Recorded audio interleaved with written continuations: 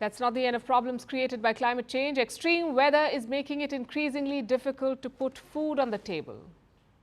Or should we say milk?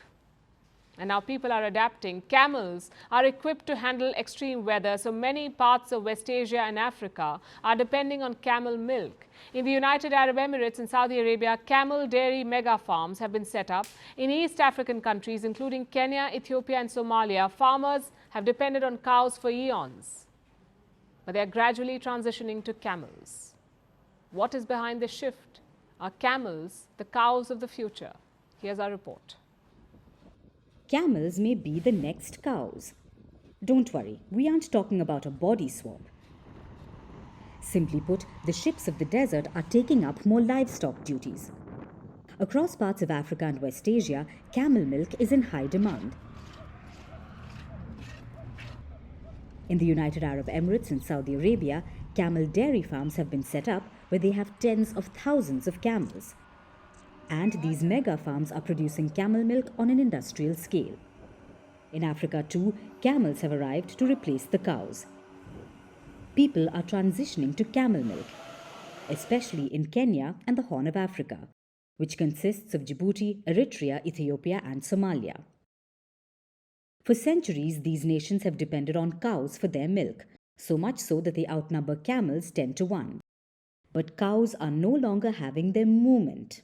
Pardon the pun. Various nations are in different stages of transitioning. The shift has been happening for about 5 decades, and now governments are speeding up the process. Regional governments are purchasing camels from traders and then distributing them across the lowlands. In both West Asia and Africa, cows are part of sedentary farming, where livestock agriculture happens in a single location year after year. But camels have so far resisted it. Why is that changing? There are various reasons. Let's start with West Asia. It has eyes on the global market for camel milk, which is growing rapidly. It's worth $2 billion, but by the end of this decade, it's expected to stand at $13 billion. Herders in arid regions of Saudi Arabia and the UAE have always depended on camel milk. But this new marketability is because of its taste and health benefits.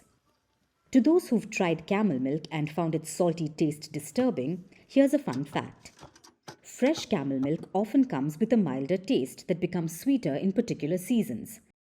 And camel milk is a healthier alternative to cow, sheep or goat milk. It's high in vitamin C and low in fat. So in West Asia, money-making opportunities are driving this change. But so is pragmatism. With climate change, the food industry is adapting. And among mammals, camels are almost singularly equipped to handle extremes. And many people are betting on that, including East Africa. It has been braving a drought for 3 years now, whose severity has become 100 times worse due to climate change. Now, grazable land is shrinking. Water sources are drying up, and cows are dying in the Horn of Africa. The drought has killed 80% of the cow population. This has shattered millions of livelihoods. All my cattle are dead. The field they used to graze from is now filled with carcasses. The drought now has got to the level of taking our lives. Before the drought, I had plenty milk and meat.